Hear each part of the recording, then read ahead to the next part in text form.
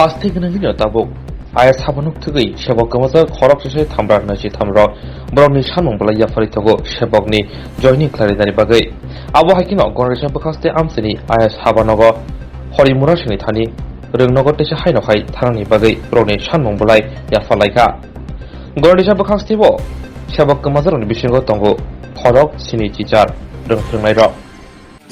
Pungkaham Jotono or Chini 10323 victimized teacher of Pai Sopajak, DTADC ni under IS official. Tinitsung Omani Karane Mapaja, the Tono Baksa in charge, Soy Rinaria, Tawuksung, Iskulo, Soy Riwi, Baksa, Kalaitonka, class. Baksa, the Jaramayako, Bron Bagay Jotono, Soman Kai, Manan Natui, Poramoso Sanan Bagay, Chini or Toifang Tongo, Chini DTADC ni IS, Sujukto. Jukto hori morasing bono जों जुक्ति सानखाय bo saka ang norni bagai sahaja khlainai ओंखाय class खालायना tei ang diu no kok sanai ebong चिठी रखनाय tai 7 दिन ni bisingo reply no rok manai amhaike ang nanai ni जों kok salaika tai bisi kisu kok salaya aban bagai sifaibani ba जों next to bo nainai reply sobainai 7 दिन ni bisingo diuni Thani reply chan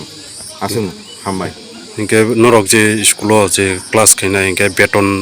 मानदे मानो बेतन चिनी सामुं खाइके मारिनाय न आबो चिनी कोड सि आम हाइके साव आइनो तंगो जों बेतन मानाय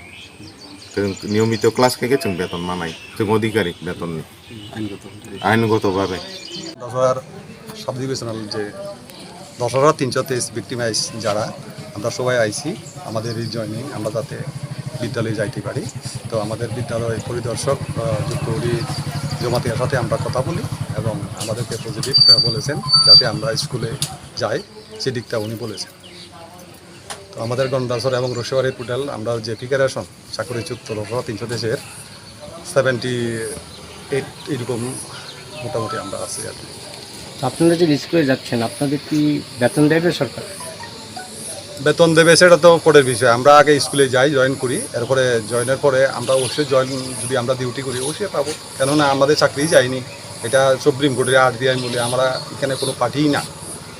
তারা আমাদেরকে যে পূর্বে যে মানে টার্মিনেশন করেছেন সে আমাদের 18,993/19,049 till 2014 যে তারা একটা টার্মিনেশন আমাদেরকে দিয়েছেন এটা কিন্তু অবৈধ স্বাভাবিক কারণে আমরা যখন জানতে পেরেছি যে আমাদের চাকরি চলে গেছে সেরকম কিন্তু এখন সেই সব বিষয়টা আমরা যখন জানি যে ওই এসএলবির মূলে আমরা যখন সুপ্রিম কোর্টে আরটিআই করি যে জেনে গেছি আমরা 18,993/19,049 till 2014 পর্যন্ত আমরা কোনো পার্টিই না স্বাভাবিক কারণে আমাদের কোনো চাকরি যায়নি